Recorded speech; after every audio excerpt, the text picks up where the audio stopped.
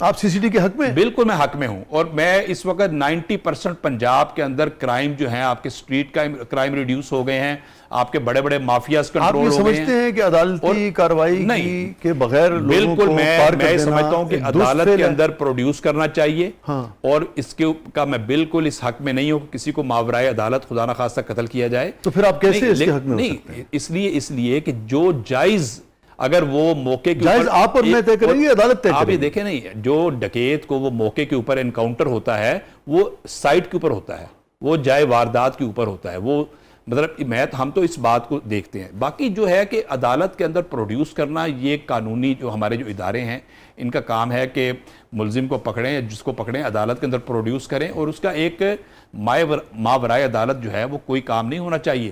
لیکن الٹیمیٹلی میں اس بات کا بالکل قائل ہوں کہ ہمارے اداروں کے اندر بڑی امپروومنٹ ہے پہلے سے۔ اصل چیز کیا ہے کہ میں سمجھتا ہوں کہ آئندہ آنے والے دنوں میں حکومت کو بلدیاتی انتخابات کی طرف آنا چاہیے۔ اچھا، بلدیاتی انتخابات جو ہیں وہ جب ہمارے انشاءاللہ تعالی، آپ نون لیگ سے کہہ رہے ہیں یا بتا رہے ہیں نون لیگ کی بات؟ دیکھیں بات یہ ہے کہ ایک سسٹم جو ہے وہ ایک ڈیولپ ہو گیا ہے، ایک بل پاس ہو گیا ہے، ایک پورا اس سسٹم نے اب امپلیمنٹ ہونا ہے، اور ہوپ فلی انشاءاللہ اکتوبر یا نومبر کے اندر ایکسپیکٹڈ ہے کہ انشاءاللہ تعالی انتخابات ہوں گے، بلدیاتی انتخابات ہوں گے، جس سے گراس روٹ لیول پر جو ہے وہ جمہوری روایات پنپیں گی۔ آپ سمجھتے ہیں آپ کی پارٹی کروائے گی؟ بالکل کروائے گی۔ اچھا، اگر نہ کروائے تو آپ کیا کہیں گے؟ ہمارا پورا اس بات کے اوپر یقین، ہاں دیکھیں کوئی انہونی ہو جائے، جیسے ایران امریکہ جنگ شروع ہو گئی، یا خدا نہ خواستہ کوئی انڈیا سے آپ کا مسئلہ بن جائے، انتخابات تو نہیں رکتے، وہ انڈیا سے جنگ تو چلے گا، الگ چیز ہے، بلدیاتی انتخاب تو ضروری ہے نا۔ اگر نہ ہو تو ہم یہ سمجھتے ہیں کہ انتخابات ہونا، بلدیاتی انتخابات جو ہے یہ وقت، اگر نہ ہو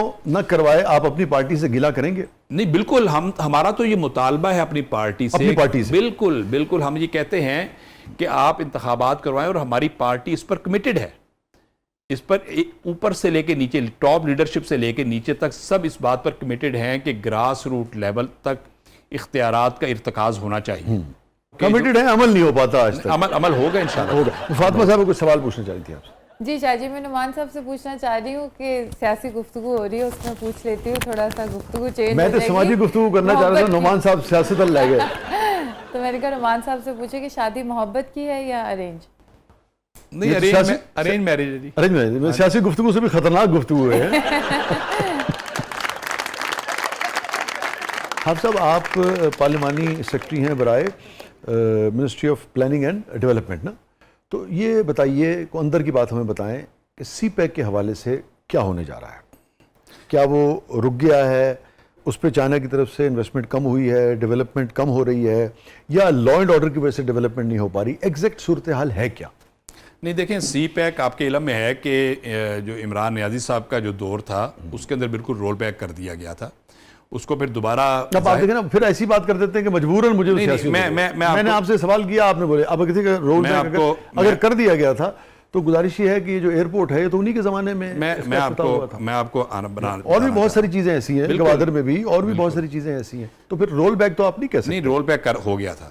دیکھیں سارے چائنیز چھوڑ کے چلے گئے تھے، اور سارے جو کمپنیز کے جو مالکان تھے وہ چھوڑ کے چلے گئے، تقریباً $1 ملین کی گرانٹ سے آپ کا یہ جب پی ڈی ایم کی گورنمنٹ رابطے کا ذریعہ ہے جو گوادر ایئرپورٹ، انہی کے زمانے میں پی ڈی ایم، دیکھیں وہ اس زمانے میں جو تھا، یہ تو کنٹینیوٹی تھی میاں نواز شریف صاحب کے اس دور کی کہ جو ایک کام ہو رہا تھا، لیکن ایک میجر، دیکھیے کنٹینیوٹی تو چلی آتی ہے، وہ تو مشرف صاحب کے زمانے سے پھر نہیں، لیکن آپ اس بات کو تو آپ تسلیم کریں نا کہ عمران نیازی صاحب کے دور کے اندر جب انہوں نے، اور میں گزارش کرتا ہوں سیاسی ہم اس میں چلے جائیں گے، چلیں ٹھیک ہے، سوال دوبارہ کریں۔ میرا تو صرف یہ ہے کہ لوگ یہ جاننا چاہتے ہیں، دوبارہ سوال کر لیں۔ نہیں، سوال یہیں سے شروع کرتے ہیں، کیونکہ اس وقت پی ٹی آئی کا کوئی نمائندہ ہے نہیں، ٹھیک ہے، تو اگر کوئی بھی ان کی طرف سے سوال آتا ہے تو وہ سامنے آنا چاہیے۔ تو میں تو صرف اس وقت یہ جاننا چاہ رہا تھا آپ سے کہ پارلیمانی سیکرٹری ہے کیسے سے آپ کے پاس کیا خبر ہے کہ سی پیک کے حوالے سے، گوادر کی ڈیولپمنٹ کے حوالے سے، اور ابھی جو ایران کی جو نئی ڈیولپمنٹ ہوئی ہے ٹرانسشپمنٹ کے حوالے سے، کوئی پلاننگ ہے اس حوالے سے؟ کچھ ہونے جا رہا ہے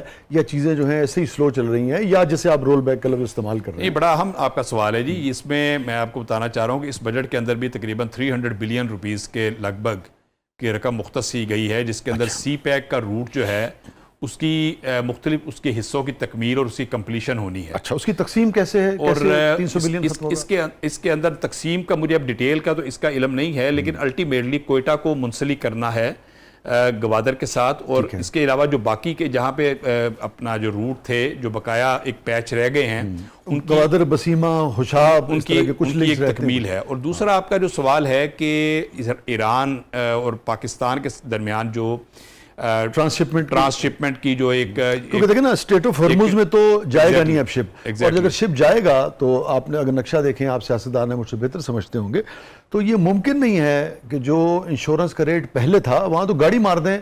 تو اگر $1000 لیتے ہیں تو گاڑی مارنے کے بعد ویسٹ والا جو ہے وہ کہتا ہے $5000 تیری انشورنس ہوئے گی.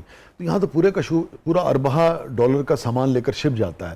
اس کی اگر $1,00,000 کبھی انشورنس ہوتی تھی، اب اسٹریٹ آف ہرمز میں وہ انشورنس نہیں ہو سکتی.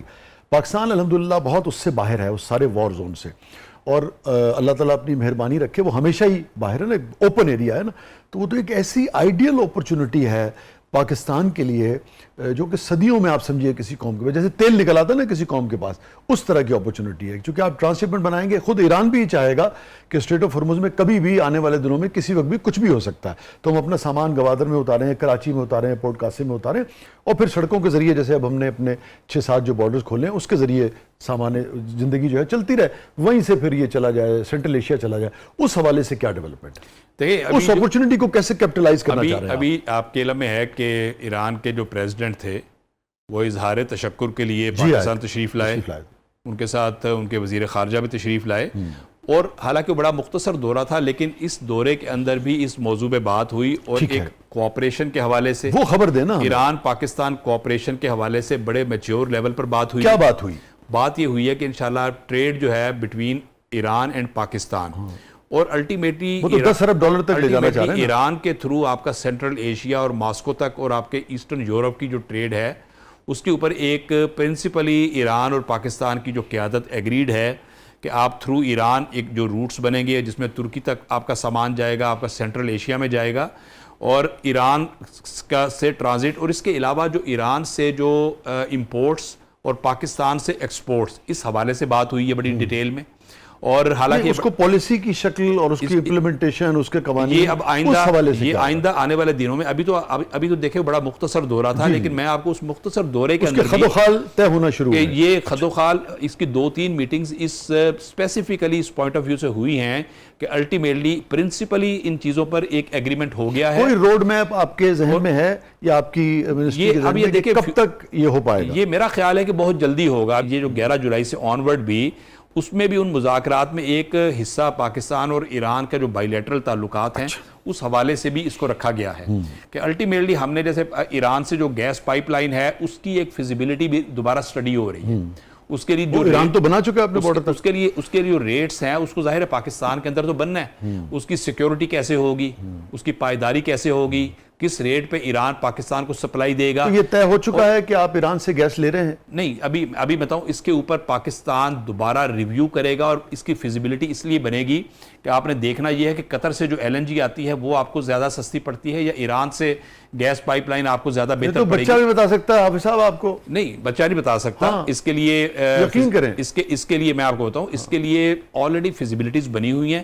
ہم یہ سمجھتے ہیں کہ اگر ایران میچ ہی نہیں ہے اس، نہیں سن لینا، اگر ایران اور پاکستان کے درمیان جو گیس پائپ لائن بن چکی ہے جو پاکستان کے اندر بننی ہے، اگر وہ دیکھنا یہ پڑے گا کہ وہ پاکستان کے لیے سستی ہونی چاہیے، پاکستان کے لیے فیزیبل ہونی چاہیے، تو اس سے بہتر تو کوئی چیز نہیں ہے. ٹھیک ہے، کیونکہ وہ ایک پرماننٹ سٹرکچر بن جائے گا اور اس کے اندر ڈسکنٹینیوٹی کا پھر کوئی کانسیپٹ نہیں ہوگا. بہت بہت شکریہ حافظ صاحب، آپ نے وقت نکالا، آپ تشریف لائے. Thank you so much.